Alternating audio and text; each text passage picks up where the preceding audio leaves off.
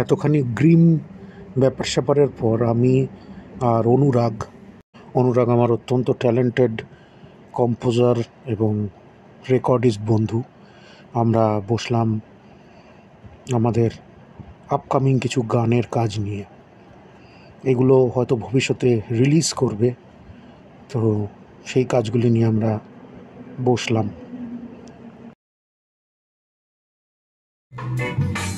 মিথ্যে অস্ত্র শস্ত্র ধরে প্রাণটা কেন যাইবে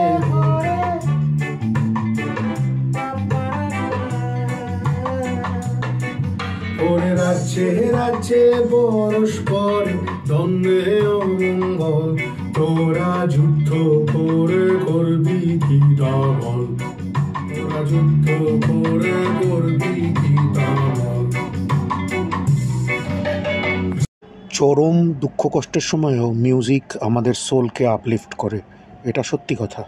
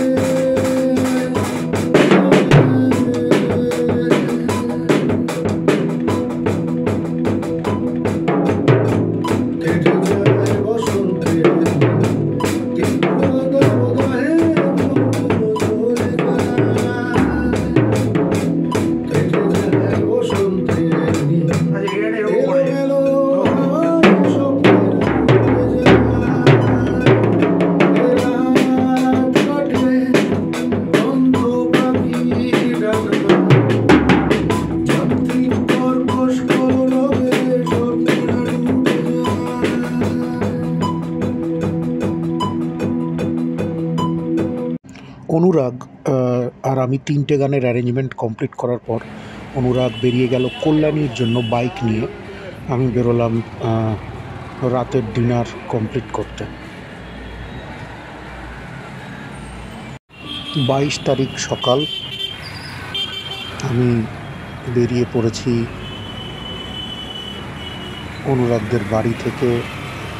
আমার গন্তব্য প্রথমে দমদম এবং সেখান থেকে আমি আসবো আলিপুর, এবং আলিপুরে এই ফাইনাল ডিল পর্যায়টি শেষ হবে।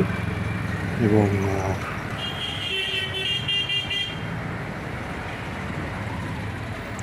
আগের দিন রাতটা আমার দুশ্চিন্তায় ঘুম হয়নি, না জানি কি ফেস করতে চলেছি।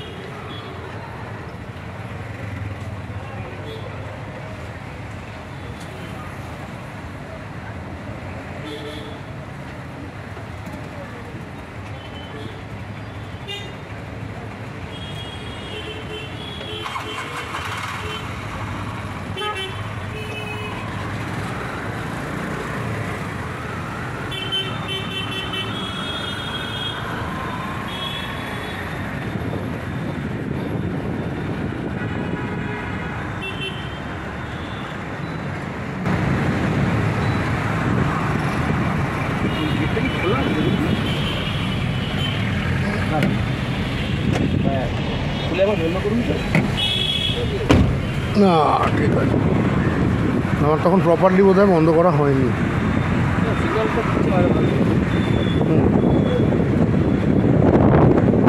ও আপনার এখানে সিগন্যাল দেয় গেট প্রপার বন্ধ না হলে টিং টিং করে বাজবে।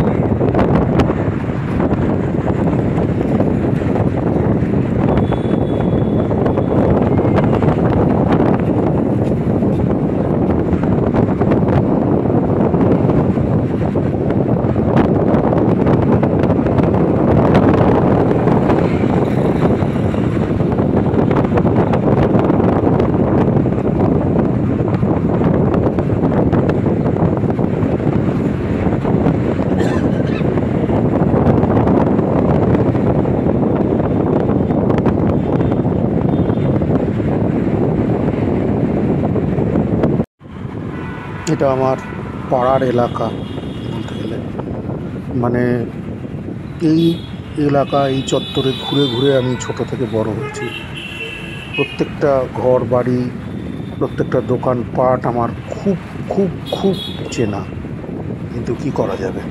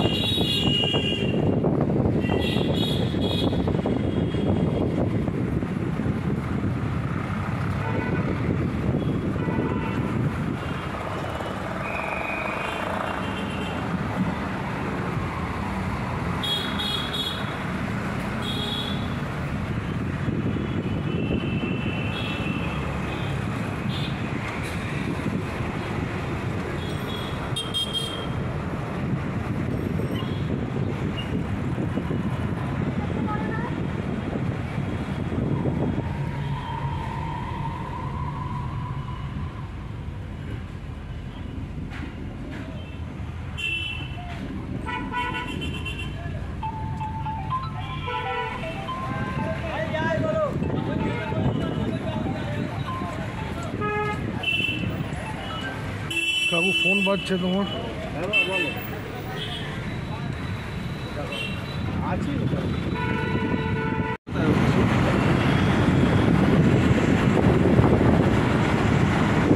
এই রাজ্য সরকারের কর্মসংস্থানের পিছনে আমার দৌড়ে অভিজ্ঞতা আছে।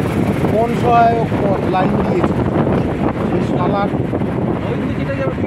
হ্যাঁ যেটা আবার কেস হয়েছে, যা হয় তার উপর কেস।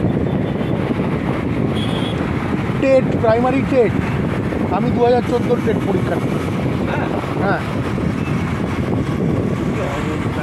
টেট পাসও করেছিলাম, মেন সাবজেক্টে 3 নম্বরের জন্য আটকে দিল।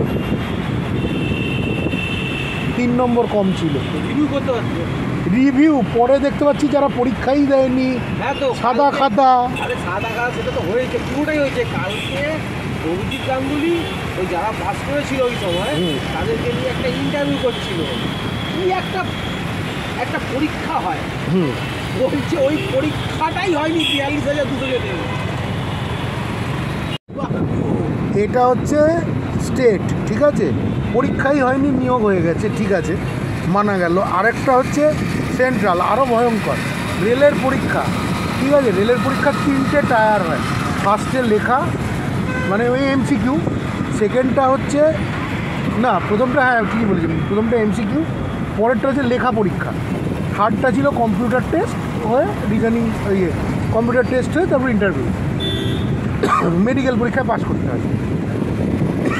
ঘটনা হচ্ছে প্রথম দুটো পাস করলাম, থার্ড পরীক্ষা হওয়ার আগে প্যানেলই বাতিল হয়ে গেল, রেলমন্ত্রী বদলে গেল।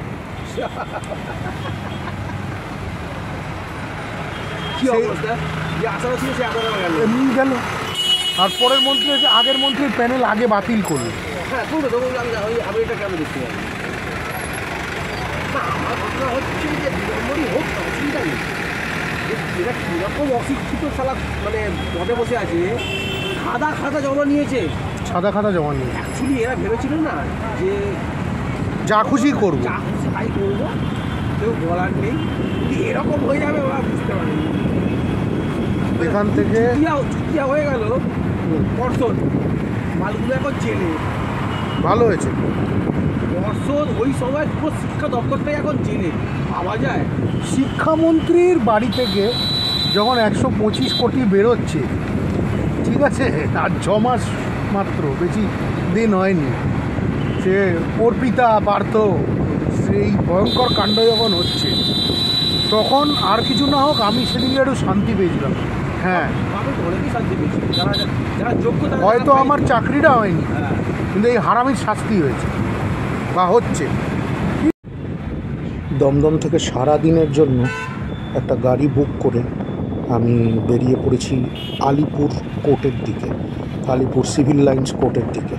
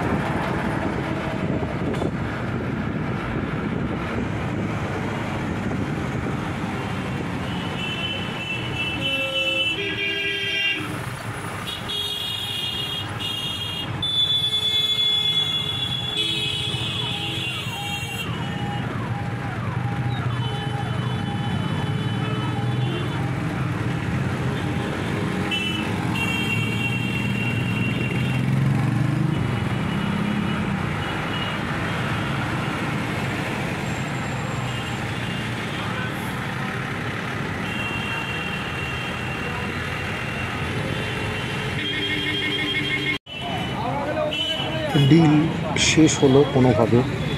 আমরা বেরিয়েছি কোর্টের বাইরে।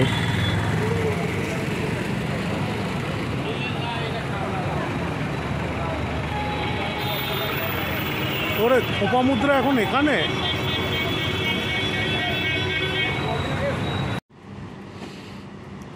এখন রাত 3:15। আজকে 24 তারিখ। 22 তারিখে হওয়া এই ডিলটার ব্যাপারে আমি কিছু ফাইনাল নোটস রাখতে চলেছি। আমি কোর্টের মধ্যেকার কোনো ফুটেজ তুলিনি, কারণ এটা তোলা উচিত নয়, এটা নিষিদ্ধ। তো ওদিনকে আমরা কোর্টে যাই। কোর্টে যাওয়ার পর যেরকম প্রসেস হওয়ার কথা, 10 আঙুলের ছাপ দেওয়া হয়, সই করা হয় বিভিন্ন ডকুমেন্টসগুলো জমা পড়ে। মূল সই ভেরিফিকেশন, অর্থাৎ ইলেকট্রনিক সিগনেচার এবং ইলেকট্রনিক থাম্বপ্রিন্ট দেওয়ার আগে আমাকে যে পরিমাণ টাকা দেওয়ার কথা ছিল তার হাফ টাকা দেওয়া হয়।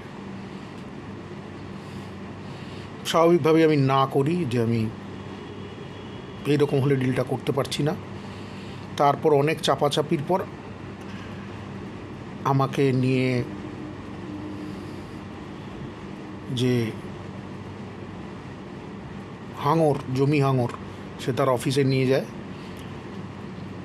এটা অবশ্যই মানে কোর্ট থেকে বেরোনোর পর, এবং সেখানে আমাকে আরেকটু টাকা দেয়, কিন্তু যতটা পাওয়ার কথা তার হাফের একটু বেশি আমি পাই। আমি অঙ্কটা মুখে আনছি না, আমার অঙ্কটা আমি বলতে চাই না এখানে। এই যে আজকে এই ফাইনাল নোটস রেকর্ড করছি, আমার মনে পড়ে যাচ্ছে আমার ভ্লগস অফ ডার্কনেসের কথা, যে ভ্লগগুলো আমার অন্ধকারের ভ্লগ।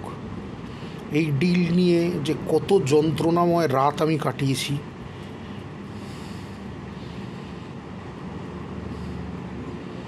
সেগুলো জানতে, সেই ব্যাপারগুলো জানতে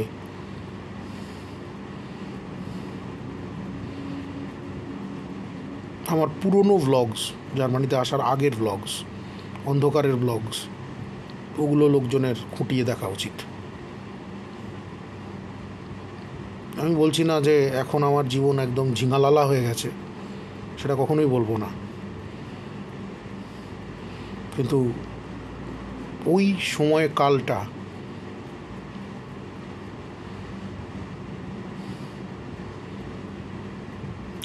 কি অবস্থার মধ্যে দিয়ে আমার গেছে তার জুড়ি নেই।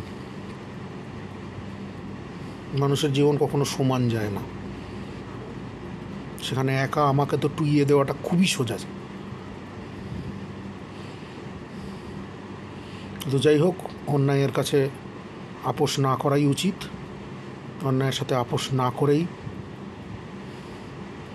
অন্যায়কারীদের চোখে চোখ রেখে জবাব ফিরিয়ে দিতে হবে।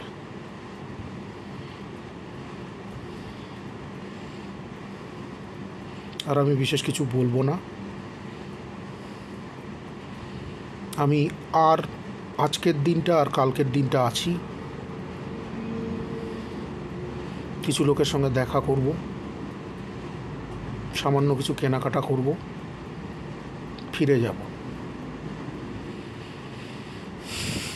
কলকাতায় আমি একটু হলেও আশা নিয়ে এসেছিলাম, সেই আশার বাতি কলকাতা একদম পায়ের তলায় পিষে নিভিয়ে দিল।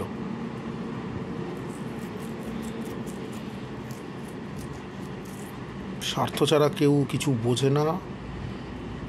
ওরে করবি কি আলটিমেটলি? সে কবরে নিয়ে যাবি।